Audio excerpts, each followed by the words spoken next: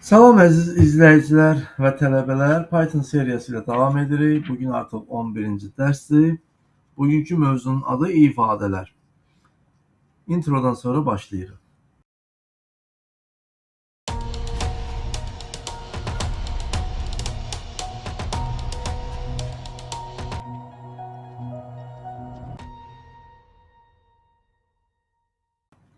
İfadələr termininə belə bir tərif verə bilərik. İfadələr proqramlaşdırma dilində elementar əməl təsvir edən sintaksis vahidlər ardıcıllıqdır. Bəs bu elementar əməl deyəndə nə başa düşürük? Elementar əməl deyəndə hər hansı bir qiymət, hər hansı bir bərabərlik, toplama, çıxma və s. nəzərdə tutulur. İfadələr rolunda qiymətlər, dəyişənlər və əməliyyatlar çıxış edə bilər. Gəlin sadə bir kod nümunəsinə baxaq. Hər hansı bir ədəd daxil edirəm sadəcə. Python'un interaktiv rejimində hər hansı bir ədəd daxil edirəm və enteri vururam, ədədin özünü mənə qaytarır. Sonra bir dəyişən daxil edirəm və enteri vuranda heç bir geri qiymət qaytarmır, amma x yazıb enteri vursam, təbii ki, x-in qiymətini mənə geri qaytaracaq. Həmçinin print x desəm, yenə də x-in qiymətini geri qaytarır. Wrapper x deyirəm. Bu representation funksiyası haqqında danışacağıq. X plus 15 deyirəm. Gördüyünüz kimi 45 qiyməti qaytarır. Gəlin də bunu analiz edək. Baxın, burada ifadələr hansılardır? Çağırış işarəsinin qarşısında olan, bax bu 3 böyükdür işarəsinin qarşısında olan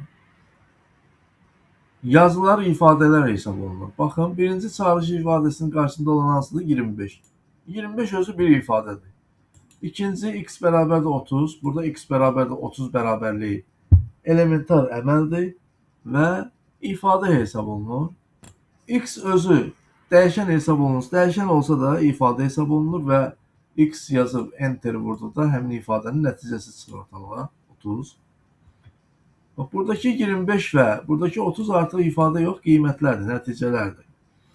Print x özü bir ifadədir. Representation x ifadədir. X plus 15 ifadədir. Deməli, ifadələr nələr oldu? Bax, burada dedik ki, ifadələr rolunda qiymətlər, məsələn, 25 özü bir qiymətdir. Dəyişənlər, x özü bir dəyişəndir. Və əməliyyatlar, x bərabər 30 özü bir əməliyyatdır. Həmçinin print x və s. bunlar əməliyyatdır. Və bunlar hamısı ifadə hesab olunur. Python'un interaktiv rejimində yazılan bu ifadələr icra olunur. Əgər varsa nəticələr ekrana çıxır. Necə ki, burada 25 yazılı nəticə çıxdı ekrana. X bərabər 30. Bunun nəticəsi var, qiyməti var, amma dərhal ekrana qiymət çıxarmır. Biz mütləq x yazıb enter vurandan sonra ekrana qiymət çıxır. Və print x yazanda ekrana qiymət çıxır. Yəni, interaktiv rejimdə ifadələr dərhal icra olunur və varsa ekrana nəticə çıxır. Başqa bir proqram fraqmentinə baxaq. A bərabərdir 110 yazıram. B bərabərdir 90 yazıram. C bərabərdir oxu yazıram. C deyib enter vururam. Print C type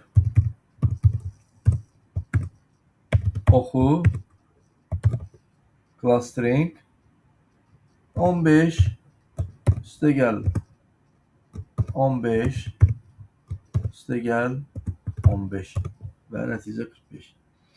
İndi bu misallarda ilk 3 sətirdə olanlar, baxın, ilk 3 sətirdə olanlar, bunlar hamısı ifadədir. İlk 3 sətirdə olan ifadələr sadəcə icra olunur, amma ekrana heç bir nəticə çıxmır. Digər sətirlərdə ifadələrin icrası, ifadələr yəni həm icra olunur, həm də ekrana müvafiq nəticələr çıxır. Burada bir məqama diqqət eləyək. Fikir verin, C dəyişəndə oxu qiymətini mənimsətmişik və C yazıb enter vuranda oxu qiyməti tək dırnaq işarəsi daxilində çıxır ekrana. Print C yazanda isə sadəcə onun dırnaqsız çıxarır ekrana. Bunun səbəbi nədir? Həmin bayaqki o representation funksiyası ki var, onu burada artıq başa düşmək olar. Deməli, representation nədir? Obyektin əsl qiymətini təmsil edir. Bu oxu bir növ representationdır. Yəni C obyektinin əsas qiymətini təmsil edir. Print C isə istifadəçi üçün həmin qiyməti oxunarlı şəkildə ekrana çıxarır. İndi mən burada bir dənə wrapper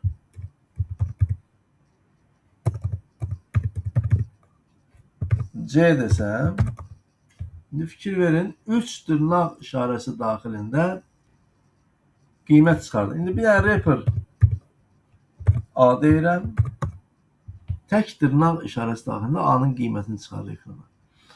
İndi burada nədir? Fikir verin, wrapper funksiyasının nəticəsi həmişə tək dırnaq işarəsi daxilində çıxır. Burada niyə 3 dırnaq işarəsində çıxıb? Çünki, bax, burada olan 3 dırnağın ikisi, bax, buradan bura qədər. Həmin bu tək dırnaqlı oxudur. Amma qarşısında olan 2 dırnaq, qoşa dırnaq, onun string olduğunu göstərir bir növ. String olduğunu göstərir və biz demişdik ki, wrapper neynir? Onun əsl qiymətini təmsil edir. Representation funksiyası budur. Sonra bir məsələni də sizin diqqətinizə çatdırım. Python'ın interaktiv rejimində ən son ifadənin nəticəsi xüsusi bir dəyişəndə alt xətt simvolunda saxlanılır. Baxın, burada wrapper A ifadədir, dediyimiz kimi. Bu çağırış simvolunun qarşısında yazılan hər şey ifadədir. Wrapper A ifadədir. Onun nəticəsi nədir? 110. Və bu 110 qiyməti artıq alt xətt simvolunda saxlanılır. Baxın, mən alt xətt yazıb enter vursam, yenə də 110 çıxacaq. Hətta print alt xətt desəm, enter vursam, 110 çıxacaq ekrana. Dediyimiz kimi, A bərabərdir 15, B bərabərdir A.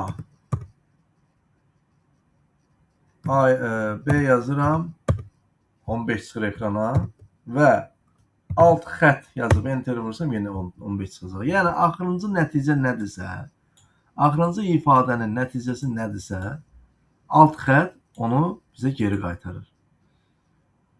Deməli, bir daha deyirik, Python'ın interaktiv rejimində ən son ifadənin nəticəsi bu alt xətt simvolunda yadda saxlanılır. Vəssalam, ifadələr haqqında danışa biləcəyimiz bu qədər. Ümidvaram aydın oldu. Növbəti dərslərdə görüşərik. Sağ olun.